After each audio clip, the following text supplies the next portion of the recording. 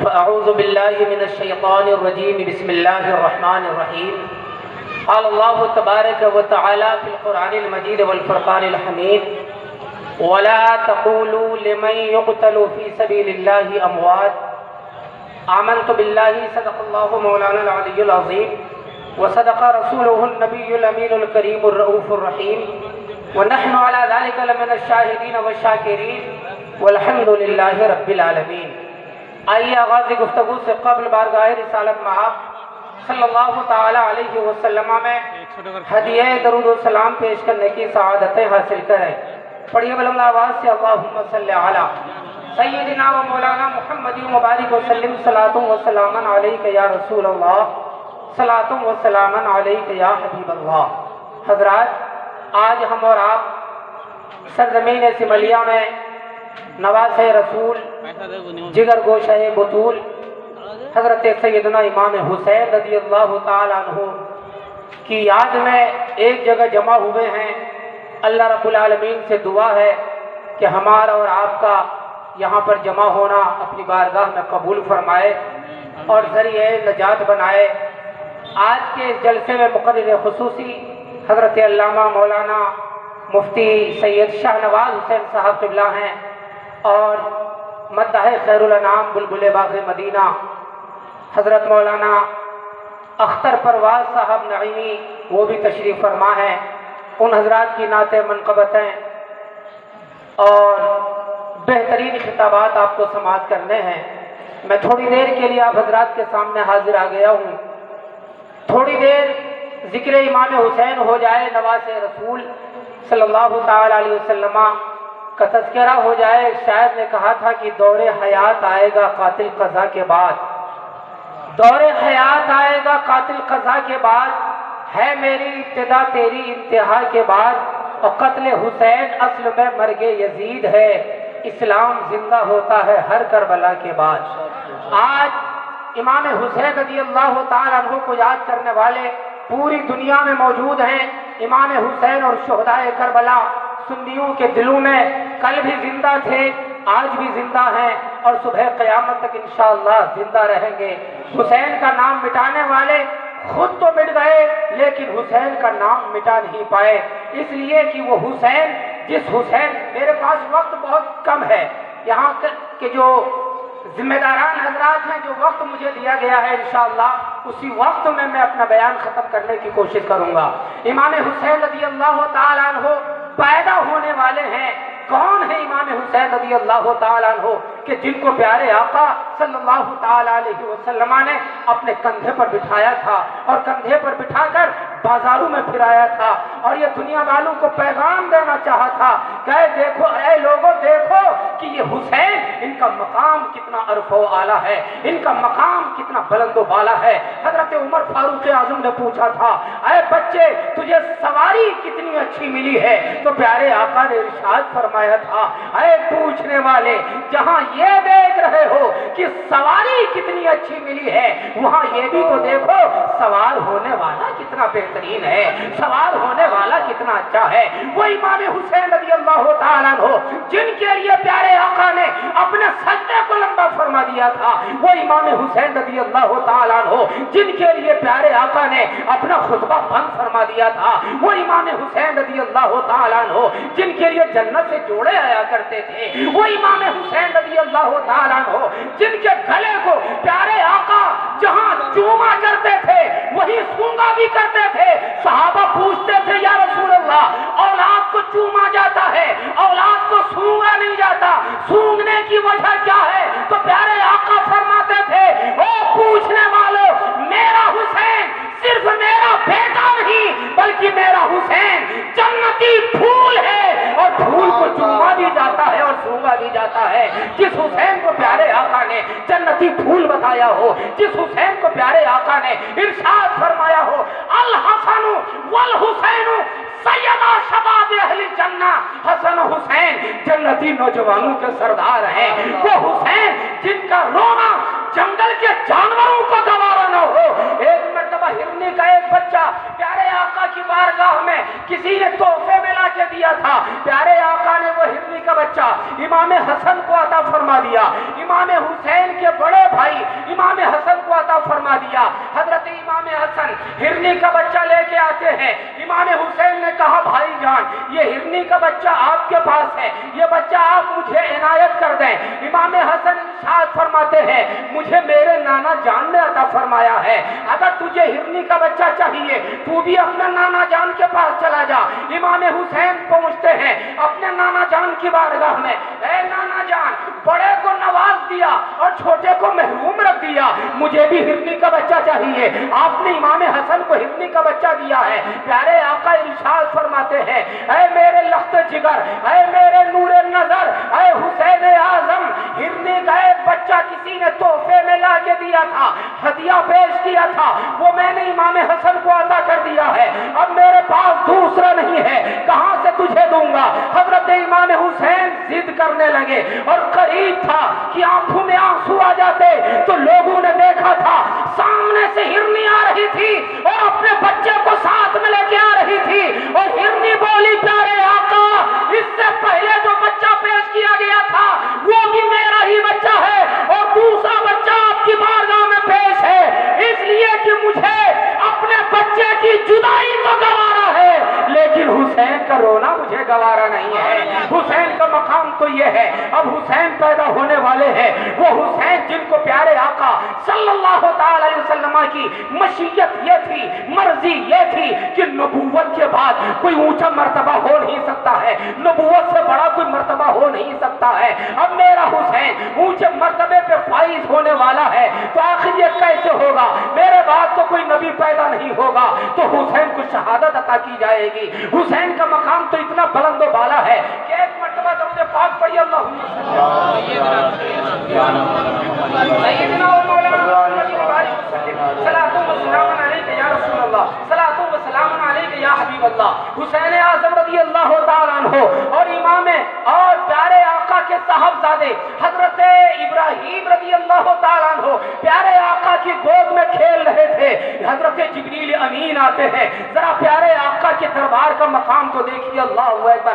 میں کہتا ہوں کائنات میں کوئی ایسا دربار نہیں ہو سکتا ہے، اتنا بلند و بالا دربار نہیں ہو سکتا ہے جتنا بلند و بالا پیارے آقا کا دربار ہے، اللہ اکبر۔ مجھے بتاؤ کون ایسی ذات ہے جس ذات سے اس کی روح نکالنے کے لیے حضرت اسرائیل علیہ السلام نے اجازت مانگی ہو؟ کائنات میں کوئی دوسرا شخص نہیں ملے گا۔ اگر اجازت کسی سے مانگی گئی ہے اور حضرت اسرائیل علیہ السلام نے اجازت مانگی ہے تو آمنہ کے لال ہیں، ہم سب کے پیارے آقا ہیں، پیارے آقا کی بارگاہ میں حضرت اسرائیل علیہ السلام آئے ہیں، روح قبض کرنے کے لیے آئے ہیں تو ڈائریکٹ نہیں آئے ہیں اور اکیلے آنے کی ہمت نہیں ہوئی ہے بلکہ ساتھ میں حضرت جبریل امین کو لے کر آئے ہیں۔ پہلے حضرت جبریل امین پیارے آقا کی بارگاہ میں حاضر ہوتے ہیں اور حضرت اسرائیل علیہ السلام یعنی حضرت ملک الموت علیہ السلام دروازے پہ کھڑے ہیں اور حضرت جبریل امین آ کر پیارے آقا کی بارگاہ میں عرض کرتے ہیں اے پیارے آقا وہ اسرائیل علیہ السلام وہ ملک الموت دروازے پہ آ کے کھڑا ہے، آخر یہ ادب کس نے سکھا دیا کہ پیارے آقا کا مقام کیا ہے؟ میں آپ کو تھوڑا سا پیچھے لے کے چلنا چاہتا ہوں۔ یہی حضرت سیدنا اسرائیل علیہ السلام آئے تھے حضرت موسیٰ علیہ السلام کی بارگاہ میں آپ حضرات کی توجہ چاہتا ہوں۔ حضرت موسیٰ علیہ السلام کی بارگاہ میں آئے تھے، حضرت موسیٰ علیہ السلام نے پوچھا اے اسرائیل کیا کرنے آئے ہو؟ اسرائیل بولے میں آپ کی روح قبض کرنے کے لیے آیا ہوں۔ حضرت موسیٰ علیہ السلام کو جب جلال آتا ہے ایک تھپڑ اٹھا کے مارا ہے حضرت اسرائیل علیہ السلام کے، حضرت اسرائیل علیہ السلام کی آنکھ نکل کے باہر آ گئی ہے۔ حضرت اسرائیل علیہ السلام اپنی آنکھ ہتھیلی پر رکھ کر رب کی بارگاہ میں حاضر ہوتے ہیں، مولا اے مولا تو نے کہاں بھیج دیا؟ ایسی جگہ بھیج دیا کہ حضرت موسیٰ علیہ السلام نے میرے چہرے پر ایسا تھپڑ مارا ہے میری آنکھ نکل کے باہر آ گئی ہے۔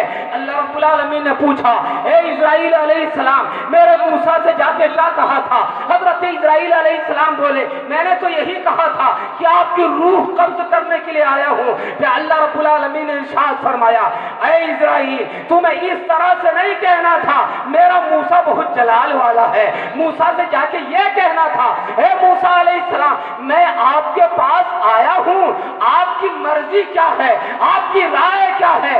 اگر آپ چاہیں تو آپ آپ کو رب کی بارگاہ میں پہنچا دیا جائے۔ اس انداز میں کہنا تھا۔ حضرت موسیٰ علیہ السلام کو تو معلوم تھا، حضرت موسیٰ کو معلوم تھا کہ ایک نہ ایک دن موت آنی ہے۔ حضرت اسرائیل علیہ السلام روح قبض کرنے کے لیے آئیں گے، آخر تھپڑ مارنے کی ضرورت کیا تھی؟ آخر چہرے پر ایک تماچا مارنے کی ضرورت کیا تھی؟ حضرت موسیٰ علیہ السلام حضرت اسرائیل علیہ السلام کو یہ پیغام دینا چاہ رہے تھے کہ سنو، جو گستاخی تم نے میری بارگاہ میں کی ہے، کہیں یہ گستاخی نبی آخر الزمان کی بارگاہ میں آ کے مت کر دینا۔ تم ادب سیکھ لو، نبیوں کے دربار کا مقام کیا ہوتا ہے۔ اللہ اکبر۔ ایک مرتبہ تو مجھے پاس پڑھی، اللہم صلی اللہ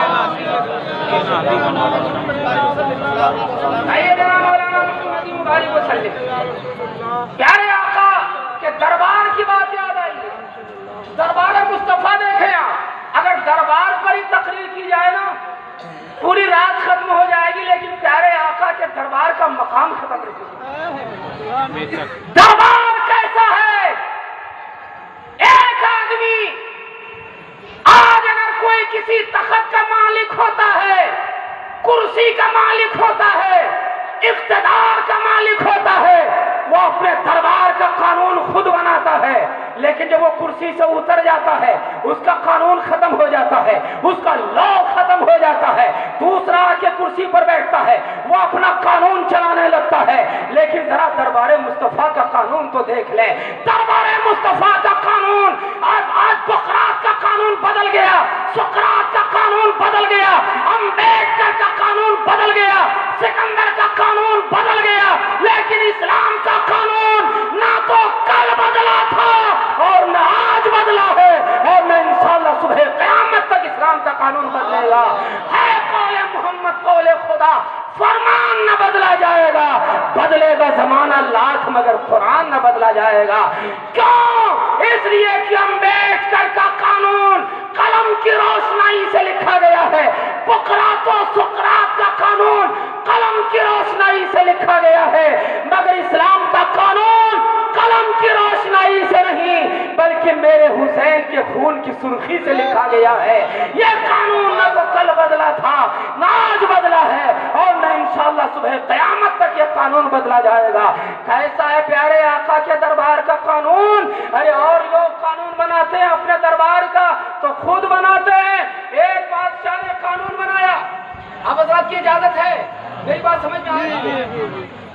ایک بادشاہ روم کا بادشاہ تھا۔ کہاں کا بادشاہ؟ روم کا بادشاہ، شاہ روم۔ اس نے اپنے دربار کا قانون بنایا، اپنے دربار کے دروازے پر ایک زنجیر لگا دی۔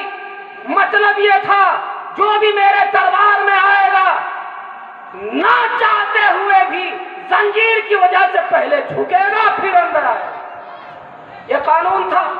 اب اسی زمانے میں کچھ مسلمان قید کر لیے گئے، چند سپاہی قید ہو گئے تو مجھے پاس پڑھی، اللہم صلی علی سیدنا مولانا محمد مبارک وسلم، صلاۃ و سلام علیک یا رسول اللہ، صلاۃ و سلام علیک یا حبیب اللہ۔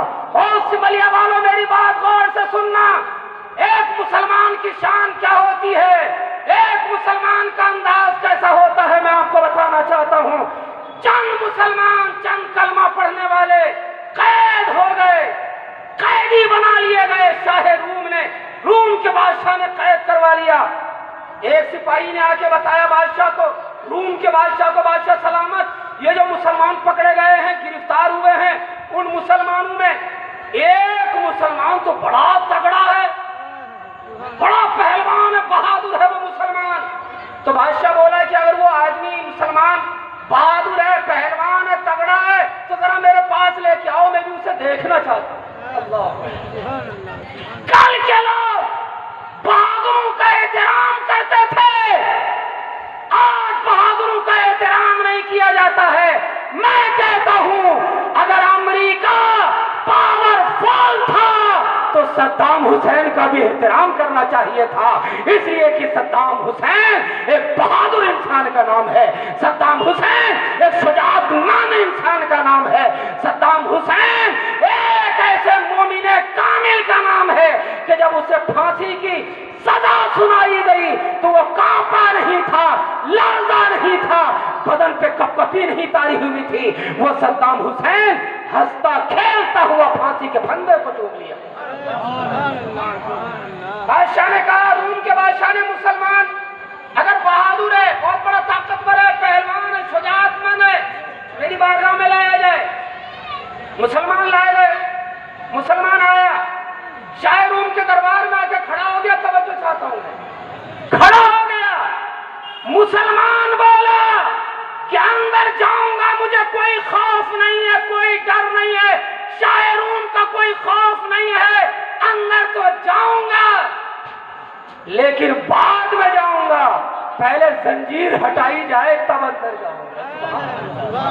ایک مسلمان باطل کے قبضے میں ہے، دشمن کی قید میں ہے، لیکن مسلمان آج ہمارا حال تو یہ ہے، ہم جہاں جاتے ہیں وہی کا ہو کے رہ جاتے ہیں، ہمارا نعرہ ہوتا ہے چلو ادھر، ہوا کا رخ ہو جدھر، لیکن مسلمان کی شان ایسی نہیں ہوتی ہے۔ مسلمان جہاں جاتا ہے اپنے ساتھ اپنا قرآن ساتھ میں لے کے جاتا ہے، مسلمان جہاں جاتا ہے اپنا ایمان اپنے ساتھ میں لے کے جاتا ہے، مسلمان جہاں جاتا ہے اپنا دھرم اپنے ساتھ لے کے جاتا ہے۔ مسلمان آیا ہے، شاہ روم کے دربار میں آ کے کھڑا ہو گیا ہے، اندر جاؤں گا لیکن پہلے زنجیر ہٹے گی تب اندر جاؤں گا۔ کیوں زنجیر ہٹوائی جا رہی ہے؟ مسلمان بولا کہ یہ سر رب کی بارگاہ میں جھک چکا ہے، اب کسی غیر کی بارگاہ میں نہیں جھکے گا، پہلے زنجیر ہٹاؤ تب اندر جاؤ۔ بادشاہ کو بتایا گیا، بادشاہ سلامت، وہ مسلمان تو اتنا بڑا بہادر ہے، اتنا بڑا بہادر ہے، وہ کہہ رہا ہے کہ پہلے زنجیر ہٹاؤ تب اندر آؤں گا۔ روم کا بادشاہ بولا میرے دربار کا قانون یہ ہے، جو بھی اندر آئے گا زنجیر کی وجہ سے پہلے جھکے گا پھر اندر آئے گا، لیکن آج ایک کلمہ پڑھنے والے کے لیے میرے دربار کا قانون بدلا جا رہا ہے، ایک مسلمان کے لیے زنجیر ہٹا دو اور مسلمان کو اندر لے کے آؤ۔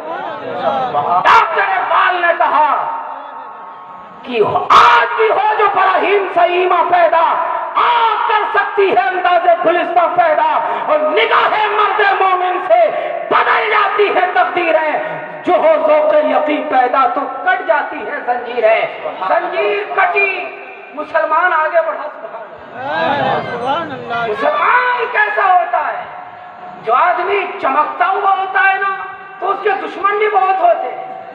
آج اسلام بھی اتنا چمکا ہوا ہے کہ اسلام کے دشمن بہت ہو گئے، لیکن اسلام کو مٹانا اتنا آسان نہیں ہے۔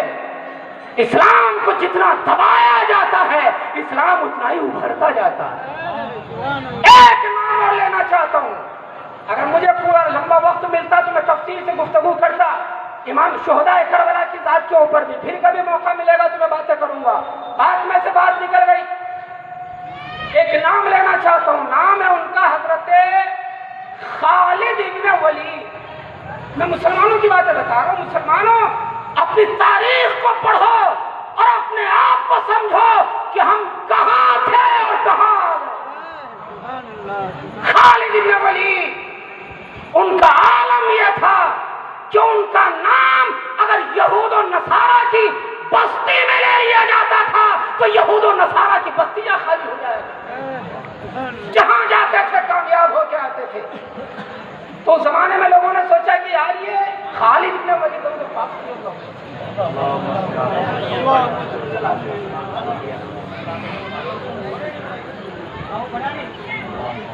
اسلام کے دشمنوں نے سمجھا کہ یہ کون ہے؟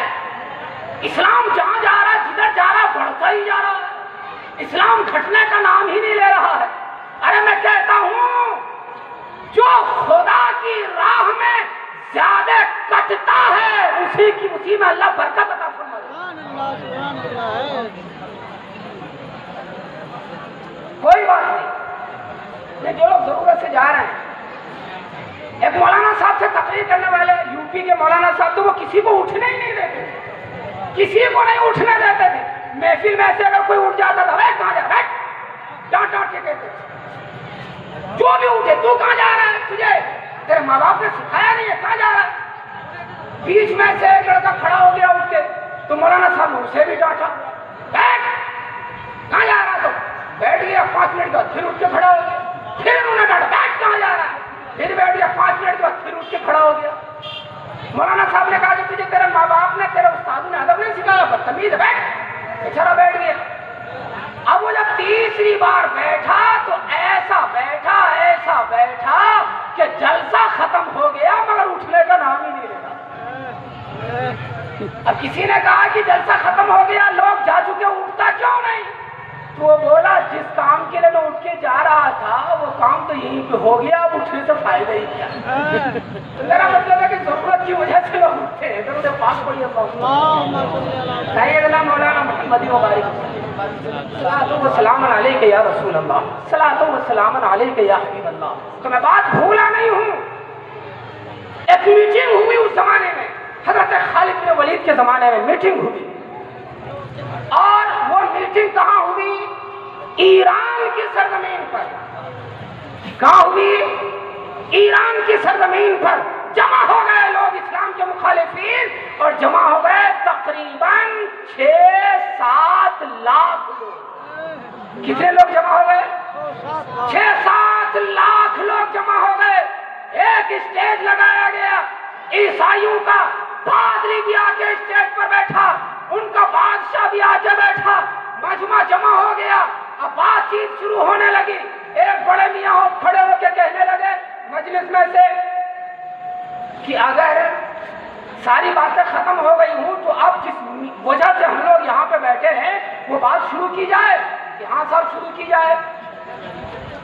تو بڑے میاں نے مشورہ دیا، صاحب میرا مشورہ یہ ہے کہ اگر اسلام کو مٹانا چاہتے ہو، اسلام کو ختم کرنا چاہتے ہو، تو اس کا بہترین راستہ یہ ہے کہ جو اسلام کا ہیرو ہے اس وقت خالد ابن ولید، ان کا مرڈر کروا دیا جائے، ان کا قتل کروا دیا جائے، اسلام خود بخود مٹ جائے۔ بڑے میاں نے مشورہ دیا۔ اب بادشاہ نے اپنے پادری صاحب سے پوچھا، جیسے ہمارے علماء ہوتے ہیں، ہم اور آپ تو اپنے علماء کی قدر کریں نہ کریں، ہمارا اگر کوئی عالم موٹر سائیکل پہ اگر ہماری بستی سے گزر جائے تو 10 لوگ کہنے والے ہوتے ہیں کہ مولانا صاحب نے موٹر سائیکل لے کہاں سے لی، مولانا صاحب کے بعد اتنے اچھے کپڑے کہاں سے آ گئے، مولانا صاحب اتنی ٹھاٹ باٹ سے کہاں سے زندگی گزارتے ہیں۔ مگر وہ لوگ اپنے رہنما کا کتنا بڑا احترام کرتے تھے۔ بادشاہ اسٹیج پر بیٹھا ہوا تھا اور ان کا پادری بھی اسٹیج پر بیٹھا ہوا تھا۔ بادشاہ نے اپنے پادری سے کہا، او ہمارے رہنما، او ہمارے رہبر، ہم سب کے قائد، آپ بتاؤ آپ کی رائے کیا ہے؟ بڑے میاں کی رائے یہ ہے خالد بن ولید کا مرڈر کروا دیا جائے، خالد بن ولید کا قتل کروا دیا جائے، آپ کی رائے کیا ہے؟ اب پادری کھڑا تو ہو گیا، بولنا تو چاہتا تھا لیکن پادری کی بولی نہیں نکل رہی تھی۔ پادری بولنا تو چاہتا تھا، عیسائیوں کے رہنما بولنا تو چاہتا تھا، لیکن ہاتھ کانپ رہے تھے، پاؤں کانپ رہے تھے، بدن میں کپ کپی پیدا ہو گئی تھی۔ بادشاہ نے پوچھا، او ہمارے پادری، آخر بات کیا ہے؟ اتنا بڑا مجمع دیکھ کر کیا تم گھبرا گئے؟ تمہاری بولی نہیں نکل رہی ہے، تم بولنا چاہ رہے ہو مگر تمہارے ہونٹ کانپ رہے ہیں۔ تو پادری بولا کہ میں یہ مجمع دیکھ کے نہیں گھبرایا، یہ تعداد دیکھ کے نہیں گھبرایا، بات یہ ہے میں بولنا تو چاہتا ہوں لیکن میری بولی نہیں نکل رہی ہے۔ بات یہ ہے پورے مجمع میں کوئی نہ کوئی نبی کا کلمہ پڑھنے والا بیٹھا ہوا ہے، نبی کا دیوانہ بیٹھا ہوا ہے، نبی کا مستانہ بیٹھا ہوا ہے، نبی کا شیدائی بیٹھا ہوا ہے، اور اس کی ہیبت کی وجہ سے میری بولی نہیں نکل رہی ہے۔ اللہ اکبر! ایک مسلمان کی ہیبت کتنی ہوتی تھی۔ بادشاہ نے کہا، پادری اگر مسلمان بیٹھا ہوا ہے 6-7 لاکھ مجمع میں ایک مسلمان بیٹھا ہوا ہے، آخر اس کی پہچان کیسے ہوگی؟ تو پادری بولا، پہچانوا بھی دوں گا، بڑا آسان ہے۔ پادری نے کہا کہ ایک بلند آواز والے آدمی کو کھڑا کیا جائے اور وہ پورے مجمع میں اعلان کرے کہ پورے مجمع میں جو بھی نبی کا نام لینے والا ہے، نبی کا دیوانہ ہے، نبی کا شیدائی ہے، اسے اس کے نبی کا واسطہ، اگر اسے اس کے نبی کا واسطہ دیا جائے گا، محفل کے جس کونے میں بھی ہوگا اٹھ کے کھڑا ہو جائے گا۔ اللہ اکبر! ایک بلند آواز والا آدمی، اعلان کرنے لگا پورے مجمع میں جو بھی نبی کا نام لیوا ہو، نبی کا دیوانہ ہو، نبی کا مستانہ ہو، اسے اس کے نبی کا واسطہ۔ ابھی جملہ پورا بھی نہیں ہوا تھا، بیچ مجمع میں سے ایک دبلا پتلا آدمی اٹھ کے کھڑا ہو گیا۔ اللہ اکبر! چاروں طرف سے تلواریں میان سے باہر آ گئی، مارو اسے، کاٹو اسے۔ لاکھوں کے مجمع میں، 6-7 لاکھ کے مجمع میں ایک کلمہ پڑھنے والا جاسوسی کرنے کے لیے آیا ہے، مار دو اسے، قیمہ بنا دو اس کے، بوٹیاں بوٹیاں کر دو۔ لیکن بادشاہ بولا اسٹیج پر سے، خبردار اسے کوئی مت مارنا، ذرا اس کی ہمت کو پہلے سلام پیش کر دو، اس کی بہادری کو سلام پیش کر دو۔ دیکھو 7-8 لاکھ کے مجمع میں اکیلا ہے، پھر بھی اٹھ کے کھڑا ہو گیا ہے۔ کتنا بہادر ہے یہ آدمی! ذرا اسے عزت کے ساتھ اسٹیج پر لایا جائے۔ اسٹیج پہ لایا گیا، بادشاہ نے پوچھا، اے آدمی تیرا نام کیا ہے؟ تیری پہچان کیا ہے؟ تیرا پتہ کیا ہے؟ تو وہ بولا، بادشاہ سلامت، میرا نام مت پوچھو، اگر میرا نام سن لیا تو پاؤں کے نیچے سے زمین کھسک جائے، نام مت پوچھو۔ بادشاہ نے کہا، مسلمان نام بتا تو صحیح، تیرا نام کیا ہے؟ تو وہ بولا کہ اگر میرا نام سننا ہی ہے تو پہلے اپنے کلیجے پہ ہاتھ رکھ لو، کہیں کلیجہ باہر کو نہ آ جائے۔ وہ مسلمان بولا، سنو، اگر میرا نام سننا ہی چاہتے ہو تو میرا نام میرے ماں باپ نے خالد رکھا ہے، اور پیارے آقا نے سیف اللہ میرا نام رکھ دیا ہے۔ نعرہ تکبیر، نعرہ تکبیر، نعرہ رسالت، نعرہ رسالت، جشن شہدائے کربلا، جشن شہدائے کربلا، علماء کرام، نعرہ تکبیر، نعرہ رسالت، سبحان اللہ۔ مجھے جتنا ٹائم دیا گیا ہے اس میں صرف 3 منٹ باقی ہے، میں 3 منٹ میں اپنی تقریر ختم کر دوں۔ 3 منٹ کا ٹائم باقی ہے، ٹائم مجھے دیا گیا، یہ تو نہیں کہوں گا کتنا ٹائم دیا گیا ہے۔ بڑھا دیجیے آپ، درود پاک پڑھیے اللہ۔ سیدنا مولانا سلام علیکہ یا رسول اللہ صلی اللہ تعالی علیہ وسلم۔ اچھا، بادشاہ سن کے حیرت میں پڑ گیا، یہ ہے خالد ابن ولید۔ بادشاہ نے کہا، خالد تیرا نام ہے؟ خالد، ہاں میرا ہی نام ہے، خالد ابن ولید۔ بادشاہ نے کہا،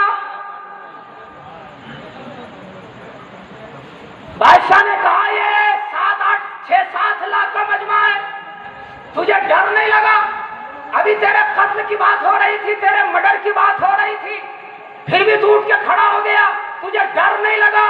تو خالد ابن ولید بولے کہ یہ تو کل 6-7 لاکھ ہیں، یہ تو کل 6-7 لاکھ ہیں، اگر اس سے دگنی تعداد بھی ہوتی، 12-14 لاکھ بھی ہوتے، تو ان سب کے لیے اکیلا خالد بن ولید کافی ہے، مجھے کوئی ڈر نہیں ہے، مجھے کوئی خوف نہیں ہے۔ تو بادشاہ نے بولا، خالد تیرے اندر اتنی ہمت کہاں سے آ گئی؟ تو خالد بن ولید بولے، اس میں میرا کوئی کمال نہیں ہے، میری اس ٹوپی کا کمال ہے، میری اس ٹوپی کا کمال ہے۔ یہ مولانا جنید صاحب بیٹھے ہیں، اگر یہ جا کے یہاں بائیسی تھانے کے پاس کہہ دیں کہ اس میں میرا کوئی کمال نہیں ہے، میری اس ٹوپی کا کمال ہے، تو ان کے آگے پیچھے دائیں بائیں اور پولیس والے لگا دیے جائیں گے، معلوم کرو ان کی ٹوپی میں کون سا بم رکھا ہوا ہے۔ لیکن حضرت خالد ابن ولید بولے، اس میں میرا کوئی کمال نہیں ہے، میری اس ٹوپی کا کمال ہے۔ بادشاہ بولا، تیری ٹوپی کے اندر یہ کمال کہاں سے آ گیا؟ خالد ابن ولید بولے، بادشاہ سلامت، میری ٹوپی میں پیارے آقا کا ایک بال مبارک رکھا ہوا ہے، اور اس بال مبارک کی برکت ہے، میں جہاں کہیں بھی جاتا ہوں ناکام نہیں بلکہ کامیاب ہو کے لوٹا کرتا ہوں۔ کرنا چاہتا ہوں، ایک مسلمان کی شان کتنی بلند و بالا ہوتی تھی، اور جب وہ ایسے مسلمان ہوتے تھے تو ہر میدان میں کامیاب ہوتے تھے۔ آج بھی اگر باطل بادشاہوں اور حکمرانوں کی آنکھوں میں آنکھیں ڈال کر بات کرنے کا جذبہ جذبہ کسی نے عطا فرمایا ہے تو میدان کربلا سے میرے امام حسین نے عطا فرمایا ہے کہ بادشاہ جو غلط راستے پر قائم تھا، جو بادشاہ اپنے آپ کو بنا ہوا تھا یزید، جس کے زمانے میں اسلامی نظام کو غلط موڑ دینے کی کوشش کی تھی، امام حسین نے ارشاد فرمایا میں خاندان قربان کر دوں گا، اپنے بچوں کو قربان کر دوں گا، لیکن یزید کے ہاتھ پہ بیعت نہیں کر سکتا ہوں۔ بات تو بہت لمبی چوڑی ہے، لیکن امام حسین رضی اللہ تعالیٰ عنہ پرچم اسلام کو بچانے کے لیے، اسلامی نظام کو بچانے کے لیے مدینہ منورہ چھوڑا ہے، مکہ مکرمہ چھوڑا ہے، اور میدان کربلا میں محرم کی 2 تاریخ میں پہنچتے ہیں۔ 7 تاریخ میں امام حسین رضی اللہ تعالیٰ عنہ کے اوپر پانی بند کر دیا جاتا ہے، 9 تاریخ میں جنگ کا اعلان ہو جاتا ہے۔ پیارے امام حسین نے ارشاد فرمایا او یزیدیو، ایک رات کی مہلت دے دو۔ وہ کون سی رات تھی؟ 9 تاریخ گزرنے کے بعد 10ویں کی رات میں، اس رات میں میرے حسین نے ایک رات کی مہلت کیوں مانگی ہے؟ حسین کہتے ہیں آج رات مجھے جی بھر کے خدا کی بارگاہ میں عبادت کر لینے دو، نمازیں پڑھ لینے دو، قرآن کی تلاوت کر لینے دو۔ میرے حسین نے میدان کربلا سے یہ پیغام دیا ہے کہ 10ویں کی رات میں کربلا والوں نے قرآن کی تلاوت کی ہے، نمازوں کی پابندی کی ہے، تلاوت کی ہے، اور آج اس رات میں ہم نہ جانے کیا کیا خرافات کرتے ہیں۔ امام حسین رضی اللہ تعالیٰ عنہ نے 10ویں کی رات میں اپنے چاہنے والوں کو جمع کیا، اپنے ماننے والوں کو جمع کیا۔ او میرے دیوانوں، او میرے چاہنے والوں، یہ یزیدی اگر خون کے پیاسے ہیں تو میرے خون کے پیاسے ہیں۔ او میرے ماننے والوں، تم یہاں سے واپس چلے جاؤ، میرے واپس ہونے کے تمام راستے مسدود ہو چکے ہیں، بند ہو چکے ہیں، مجھے یہاں سے واپس نہیں جانے دیا جائے گا۔ لیکن اگر تم جانا چاہو گے تمہارے لیے کوئی راستہ بند نہیں ہے۔ لیکن امام حسین کا کوئی چاہنے والا جانے کے لیے تیار نہیں ہوا۔ میرے امام حسین نے بعد میں خیمے میں جلتا ہوا چراغ بند کر دیا کہ شاید روشنی میں کوئی نہ جا رہا ہو، جب اندھیرا ہو جائے گا تو لوگ چلے جائیں گے۔ اب کچھ دیر کے بعد جب چراغ جلایا گیا تو جتنے پہلے موجود تھے اتنے ہی بعد میں موجود نظر آ رہے تھے۔ حسین نے فرمایا، نواز رسول نے فرمایا، جگر گوش رسول بطول نے فرمایا اے لوگو، میں نے چراغ بند کر دیا تھا، اندھیرا ہو گیا تھا، تم واپس کیوں نہیں گئے؟ تو حسین کے دیوانوں نے کہا تھا او حسین، اگر ہم اس چراغ کے پروانے ہوتے تو اس کے بند ہونے کے بعد چلے گئے ہوتے، لیکن ہم اس چراغ کے پروانے نہیں، ہم تو نواز رسول کے پروانے ہیں۔ ہم نواز رسول کے بجھنے سے پہلے اپنی زندگی کا چراغ بجھا دیں گے، لیکن اپنے سامنے امام حسین کو بجھنے نہیں دیں گے۔ صبح ہوتی ہے، فجر کی اذان ہوتی ہے، نماز ہوتی ہے، خیمہ حسینی میں بھی نماز ہوئی ہے اور یزید کے خیمے میں بھی نماز ہوئی ہے۔ تو یہ بات اللہم صلی علی سیدنا